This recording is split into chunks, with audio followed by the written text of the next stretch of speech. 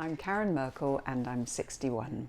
I had a job in a light engineering factory where I was one of two women and all these guys, and in a sort of very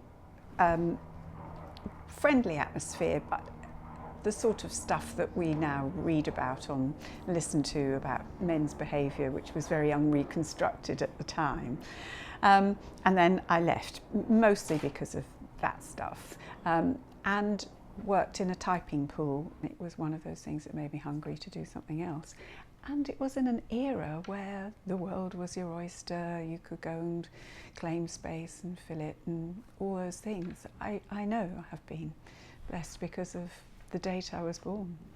Well, my current job is running a small company with my business partner. The company that we run together is a sort of very light structure, and we have our own companies, which means we can do other freelance work or other kinds of contracts, and we come together, but most of our work is put through through this company.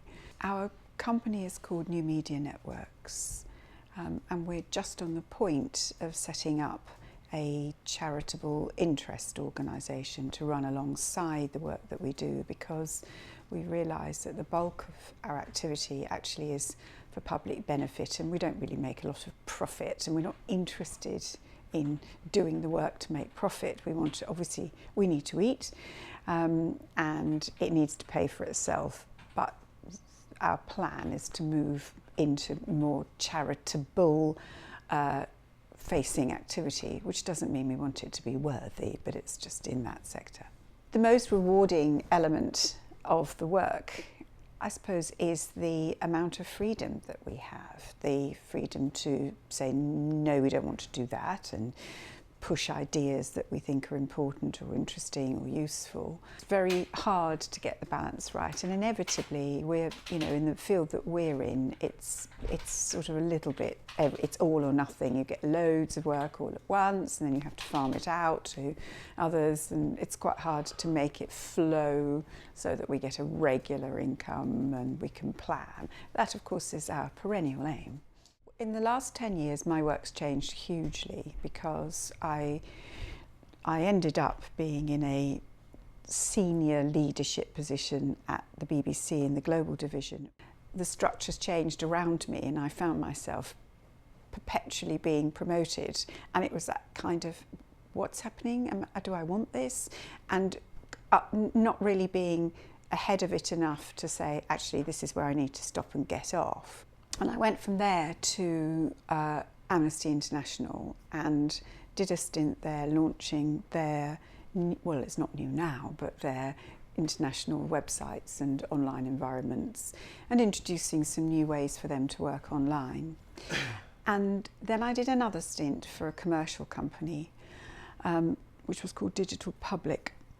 And that was when I realised, why am I doing this for a commercial company? This is mad, and I really, really don't like anymore the process of having to enact other people's stuff when it's not what I think should happen.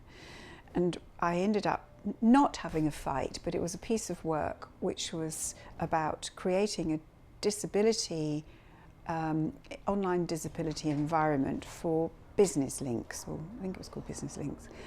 And they didn't push through the recommendations that I'd worked on with all these people. And I just thought, I have to stop this. I just have to stop. I'm now, actually my age was a help then, because I realised I can say, no, I've had enough of enacting nonsense. It's mad. And so I did, and then started to do some consultancy, and then re-met Akeem, whom I'd worked with, my business partner, whom I'd worked with at BBC, and we formed our own company. I don't plan to retire. I don't have the pension, but I think I will want to change the way I'm working. So already I can feel I'm more stubborn about, I don't want to do that. And a sort of sense of, oh, you can't talk to me like that anymore. Even if people do, I do feel an interesting balance in my confidence. It's kind of like, yeah, you don't have to show that feeling of, but I think I've met your type before and your behaviour, but I also feel alongside that is a certain degree of boredom or frustration about the idea of having to learn the same lessons over and over again. And it's sort of like, I feel like I'm really done with that. I know how to do that. I know there's always going to be things I can learn from whatever that might be, but I don't want to do it anymore. So I've got more picky about how I want to spend my time, and I suspect that that will increase. Of course, the challenge though, I think, is what can you do with your time to make it fulfilling and productive and useful. I mean, I can't imagine ever wanting to just have a hedonistic lifestyle. It doesn't actually, I don't dream of spending my time reading all day and, you know, just hanging around. That's not of interest to me. I would want to be campaigning or volunteering my time or something, or I don't really know yet. I can't imagine not wanting to be creative, productive, helpful, useful, all those things, like most people probably.